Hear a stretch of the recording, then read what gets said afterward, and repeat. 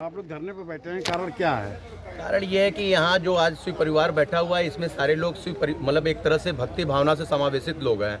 और दूसरे पक्ष का आरोप है कि यहाँ किसी भी गतिविधि को हम लोग बढ़ावा नहीं देंगे, काम करने से रोका जा रहा है। अच्छे कार्यों के लिए हमेशा यहाँ विघ्न बाधा पैदा किया जा रहा है। और ये जो शिव परिवार संस्था है, करीब 15 वर्षों से यहाँ देख रेख, यहाँ पेंट पुताई रंगाई जो भी कार्य यहाँ होता है उसका सब काम धाम कराया जाता है। मगर समिति बराबर गतिरोध इसलिए पैदा करती है कि वो रजिस्टर्ड कराए।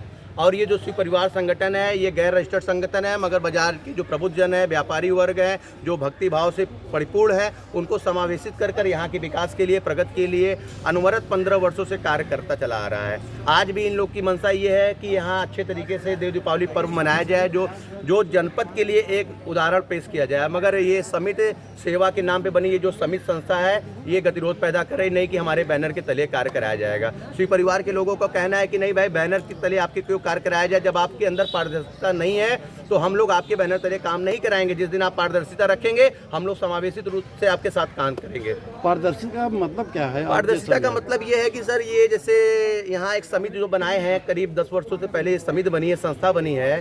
संस्था का काम ये था कि भाई इस परिसर को बचाना, सजाना, संवारना, मगर उसमें ये विफल हो रहे हैं। समिति के द्वारा यहाँ कोई कार्य नहीं कराया जाता। दान पेटी लगाया गया है, उसका पैसा निकाला जाता है, न किसी से उसके दान पेटी का उपयोग किया जाता है। यहाँ शादी विवाह के नाम पे 2100 1100 की रसीद कटती है, उस पैसे से भी यहाँ विकास का कोई कार्य नहीं कराया जाता।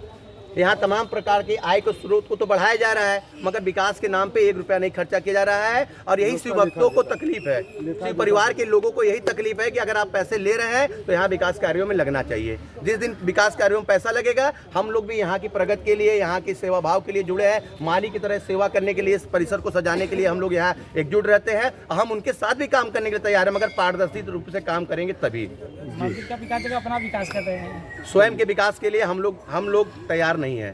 जिस दिन वो मंदिर परिषद जिस उद्देश्य से संगठन का निर्माण किए, उस निर्माण के कार्य के अंदर करेंगे, तो हम लोग सब लोग मिलजुल के साथ उनके काम करेंगे। और अगर इस तरह से लिपापोती रखेंगे, आय का स्रोत नहीं बताएंगे, दान पेटी का पैसे का उपयोग नहीं करेंगे, दानदाताओं द्वारा मिले पैसे से यहाँ कोई अगर विकास कार्य नहीं होगा, तो हम लोग आने वाले समय में और भी बड़े स्तर पर इस तरह के कार्यक्रम को संपन्न करेंगे। जैसे कि इनकी सेवा समिति जो है रजिस्टर्ड है जी, तो क्या आप लोगों ने कभी इनसे रिपोर्ट कार्ड मांगा? जैसे अब पहली बात तो संस्था के नाम पर सर यहाँ 7-8 लोगों की वर्किंग कमेटी है।